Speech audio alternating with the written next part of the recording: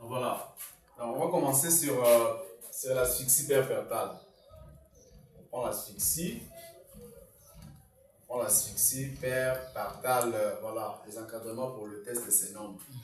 C'est donc un pan de le fait. Bon. Maintenant, par rapport aux asphyxies perpertales, on va commencer par la définition. Il faut d'abord définir l'asphyxie perpertale. À part la définition, nous avons la physiopathologie. Maintenant, par rapport à la définition, c'est quoi l'asphyxie perpertale? L'asphyxie perpertale, c'est l'hypoxygénation tissulaire.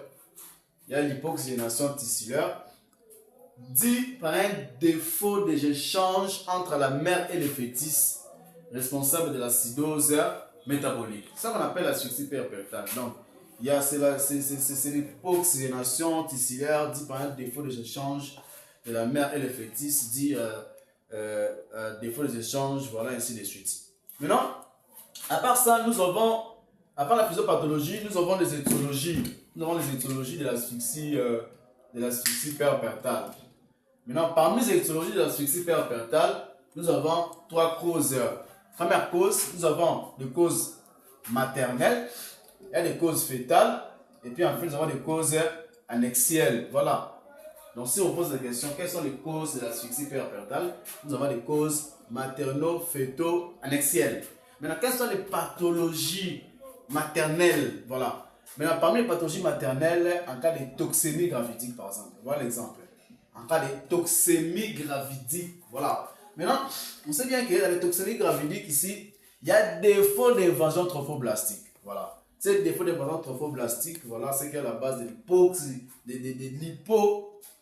l'hypoperfusion hétéroplancétaire. Cette hypoperfusion hétéroplancétaire, c'est qu'à la base, maintenant, l'organisme maternel va provoquer ischémie. En même temps, il y aura la libération des facteurs anti-angiogéniques, il y a la libération des substances de la rénine, angiotensine, voilà, les substances vasoconstricteurs, y compris le monoxyde d'azote. Voilà, c'est qu'à la base de l'hypoperfusion. Et chez les fœtus, maintenant, il y aura l'hypoxie.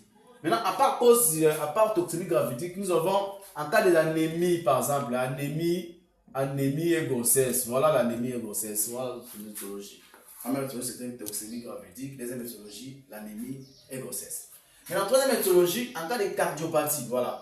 En cas de cardiopathie et grossesse. Pneumopathie et grossesse. Voilà. Nous avons beaucoup d'étiologies du côté maternel qui est à la base de l'asphyxie perpertale. Maintenant, du côté fœtal, voilà. Du côté fœtal, quelles sont les étiologies? Du côté fœtal, en cas par exemple, vous avez les infections néonatales. L'infection néonatale, y compris malformation congénitale. Donc, du côté fœtal, nous avons des étiologies. Nous avons les infections néonatales et puis nous avons malformation congénitale. Maintenant, du côté annexel, des annexes, voilà. Quelles sont les étiologies du côté annexel? Du côté annexel, 1. En cas de placenta prévia. Voilà, placenta prévia. Deuxième étiologie, en cas de hématome rétroplacentaire. Voilà, l'hématome rétroplacentaire. Il y en a beaucoup d'étiologies. À part ça, il y a procidence du cordon. Voilà, il y en a beaucoup d'étiologies. Maintenant, testosténome, là-bas, on n'a pas besoin de la physiopathologie. Maintenant, ici, il faut être systématique devant l'asphyxie perpertale. C'est l'hypoxygénation tissulaire, dit par un défaut des échanges entre la mère et le fœtus, responsable de l'acidose métabolique. Maintenant, l'étiologie, il faut être systématique. Il y a des causes materno-féto-annexielles. Voilà.